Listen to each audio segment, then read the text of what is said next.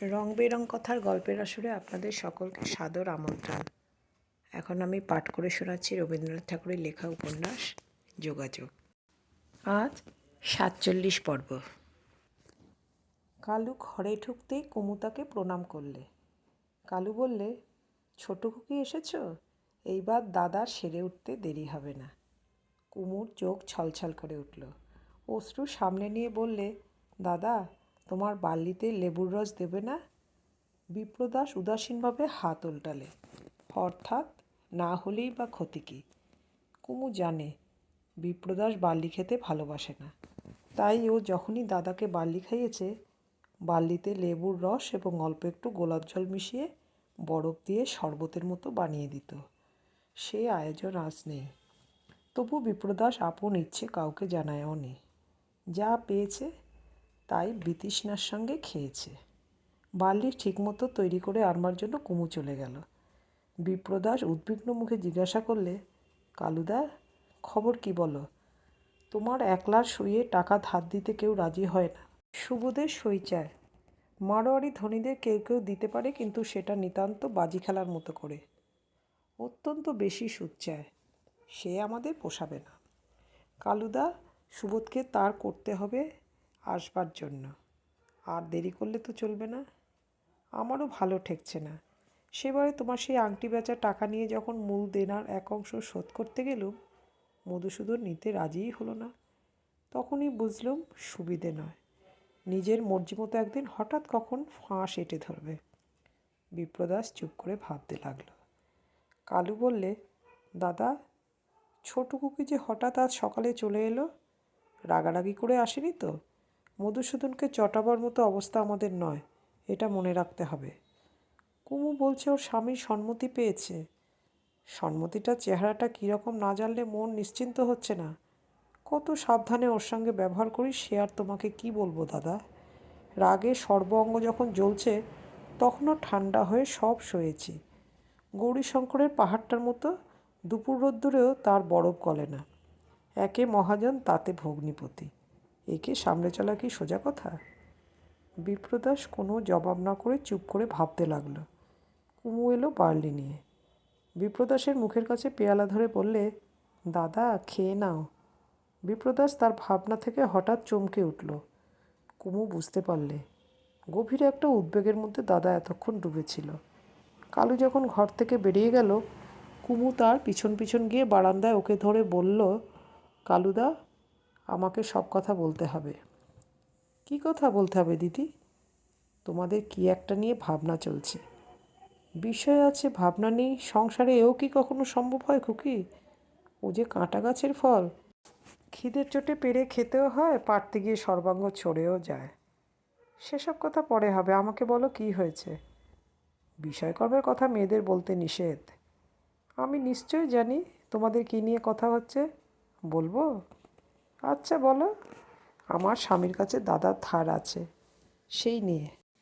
কোনো জবাব না দিয়ে কালু তার বড় বড় দুই চোখে সকৌতুক বিষয় হাস্যে বিস্ফোরিত করে কুমুর মুখের দিকে তাকিয়ে রইল। আমাকে বলতেই হবে, ঠিক বলেছি কি না? দাদারই বোন তো, কথা না বলতেই কথা বুঝে না। বিয়ের পরে প্রথম যেদিন বিপ্রদাসের মহাজন বলে মধুসূদন আস্ফালন করে শাসিয়ে কথা বলেছিল, সেই দিন থেকেই কুমু বুঝেছিল দাদার সঙ্গে স্বামীর সম্বন্ধের অগৌরব। প্রতিদিনই একান্ত মনে ইচ্ছে করেছিল এটা যেন ঘুচে যায়।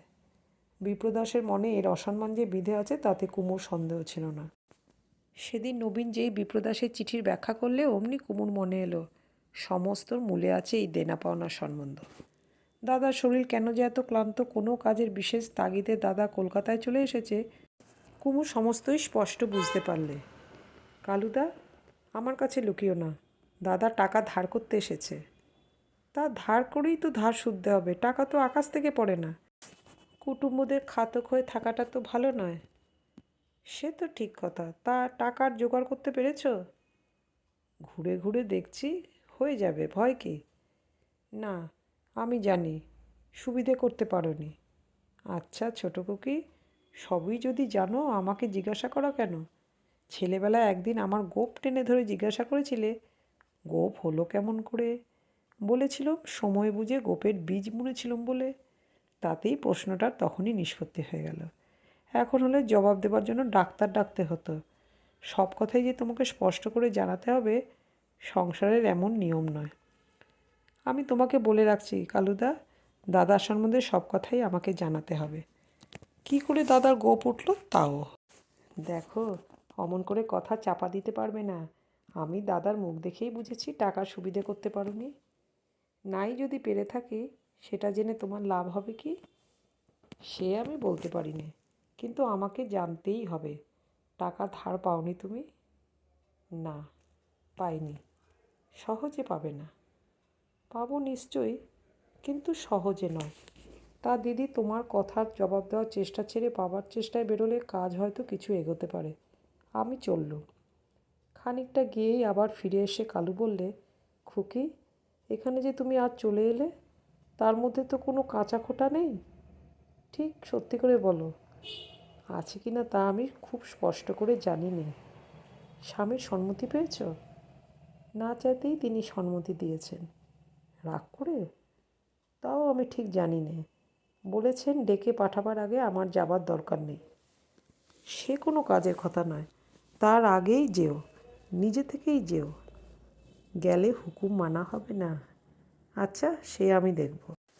দাদা আজ এই যে বিষম বিপদে পড়েছে, এর সমস্ত অপরাধ কুমুর। এ কথা না মনে করে কুমুর থাকতে পারল না। নিজেকে মারতে ইচ্ছে করে, খুব কঠিন মার। শুনেছে এমন সন্ন্যাসী আছে যারা কণ্টকসজ্জায় শুয়ে থাকে। ও সেই রকম করে শুতে রাজি, যদি তাতে কোনো ফল পায়। কোনো যোগী, কোনো সিদ্ধ পুরুষ যদি ওকে রাস্তা দেখিয়ে দেয়, তাহলে চিরদিন তার কাছে বিকিয়ে থাকতে পারে।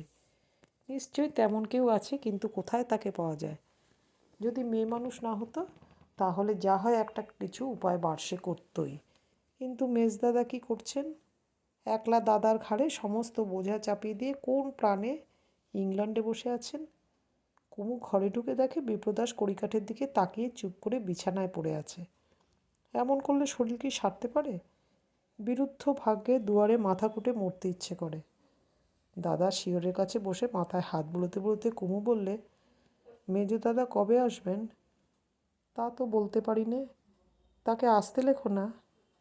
কেন বল দেখি? সংসারের সমস্ত দায় একলা তোমারই ঘাড়ে, এ তুমি বইবে কি করে? কারো বা থাকে দাবি, কারো বা থাকে দায়। এই দুই নিয়ে সংসার। দায়টাকেই আমি আমার করেছি, এ আমি অন্যকে দেব কেন? আমি যদি পুরুষ মানুষ হতাম, জোর করে তোমার কাছ থেকে কেড়ে নিতাম। তাহলেই তো বুঝতে পারছিস কুমু, দায় ঘাড়ে নেবার একটা লোভ আছে। তুই নিজে নিতে পারছিস নে বলেই তোর মেজদাদাকে দিয়ে স্বাদ মেটাতে চাস। কেন? আমিই বা কী অপরাধ করেছি? দাদা, তুমি টাকা ধার করতে এসেছো? কিসের থেকে বুঝলি? তোমার মুখ দেখেই বুঝেছি। আচ্ছা, আমি কি কিছুই করতে পারি নে? কী করে বলো? এই মনে করো কোনো দলিলে সই করে। আমার সইয়ের কি কোনো দামই নেই? খুবই দাম আছে। সে আমাদের কাছে, মহাজনের কাছে নয়। তোমার পায়ে পড়ি দাদা, বলো আমি কি করতে পারি। লক্ষ্মী হয়ে শান্ত হয়ে থাক, ধৈর্য ধরে অপেক্ষা কর। মনে রাখিস, সংসারে সেও একটা মস্ত কাজ। তুফানের মুখে নৌকো ঠিক রাখাও যেমন একটা কাজ, মাথা ঠিক রাখাও তেমনই। আমার এসরাজটা নিয়ে আয়, একটু বাজা। দাদা, আমার বড় ইচ্ছে করছে একটা কিছু করি। বাজানোটা বুঝি একটা কিছু নয়। আমি চাই খুব একটা শক্ত কাজ। দলিলে নাম সই করার চেয়ে এসরাজ বাজানো অনেক বেশি শক্ত। আন যন্ত্রটা।